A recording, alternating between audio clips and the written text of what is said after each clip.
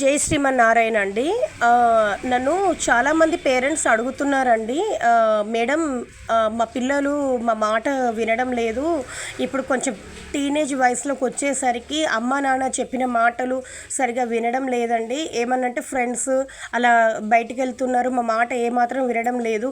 ఏది మంచి ఏది చెడు అని తెలుసుకోలేని స్థితిలో ఉన్నారండి పిల్లలు. వాళ్ళలో మార్పు రావాలి, అమ్మ నాన్న చెప్పిన మాట వినాలి అని అలా మన మాట వినడానికి ఏమైనా శ్లోకాలు ఉన్నాయా అని చెప్పి అడుగుతున్నారండి. ఖచ్చితంగా ఉందండి పిల్లలు మన మాట వినడానికి.